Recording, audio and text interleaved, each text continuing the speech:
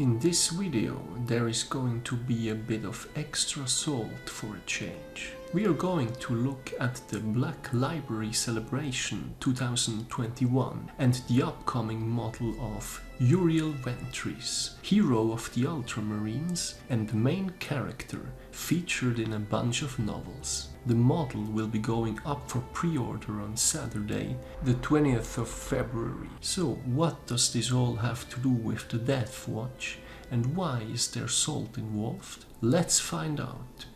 Welcome to SwissHammer, your channel for modeling in Warhammer 40K. My name is Tammer and I will be guiding you through this video. For people unfamiliar with the novels, who is Uriel Ventris anyway? Ventris is a captain of the 4th Company of the Ultramarines, which also served in the Deathwatch. He was the main character in the Chronicles of Uriel Ventris book series by Graham McNeill, which I have enjoyed greatly, and I recommend reading it if you haven't done so already.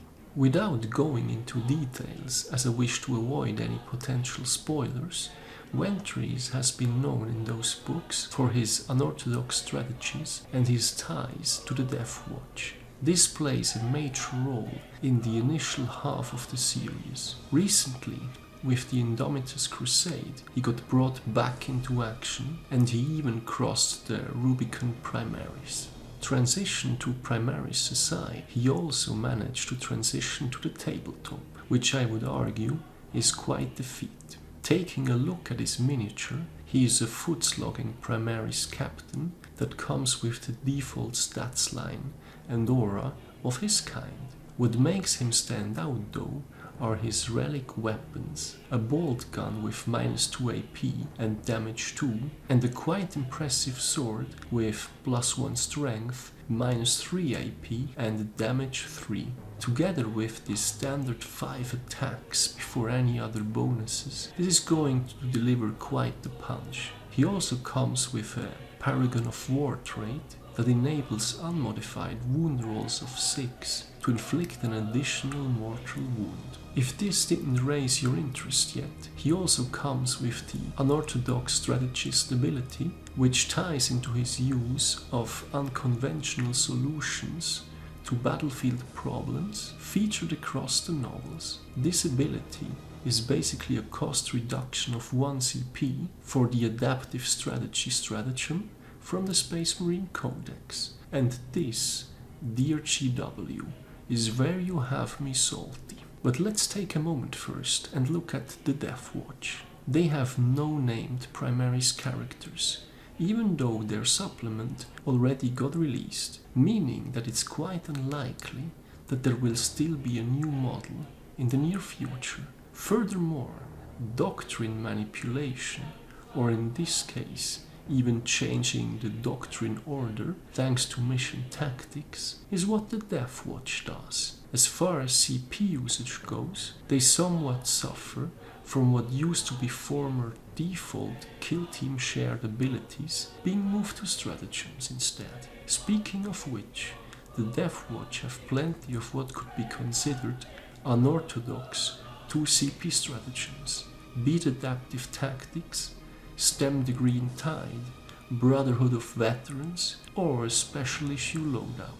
All of these would make prime candidates for a discount. Last but not least, the whole lore aspect of giving him this ability is also strongly tied to the Deathwatch. So why, dear GW, is there no Captain Uriel Ventris data sheet for the Deathwatch? It could have been such a simple way to make the miniature more accessible beyond just adding yet another Ultramarines named character. No offense to you Ultramarine players. GW, it's not like you haven't done it before. To this day, there is a Deathwatch version of Chaplain Cassius, which even got some minor maintenance of his data sheet for the new supplement. He's still underperforming, but the point is that the datasheet is still there. But all salt aside, what would have been my easy fix for this? Simple.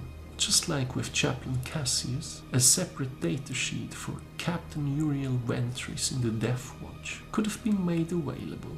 Due to his unorthodox ways, I'm sure an excuse for him hijacking the Deathwatch could have been easily found. Furthermore, his ability granting the CP reduction could easily have been adapted to work for one of the Deathwatch instead. There are plenty of pricey ones to pick from.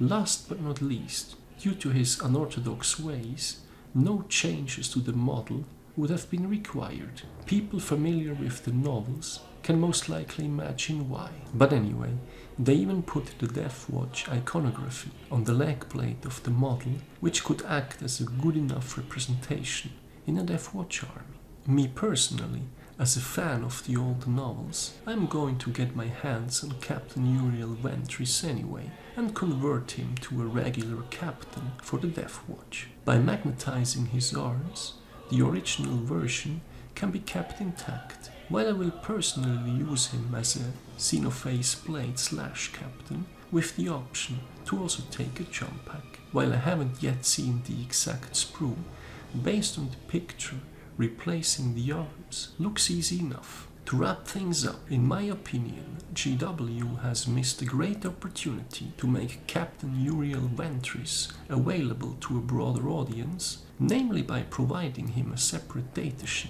for the Deathwatch. Based on the lore, he has strong ties with the Deathwatch, and something similar has already been done for Chaplain Cassius. If they really wanted to keep it simple, visual modifications to the model are not required. This can be explained away by lore, as well as visual representation of the Ordo Xenos iconography found on his leg armor. So that's it for adding a little salt to the Black Library Celebration 2021. Thank you very much for watching, guys. I hope you enjoyed this video. Are you guys going to pick up Captain Uriel Ventris? Are you a Deathwatch player like me and plan to convert him to the Deathwatch anyway?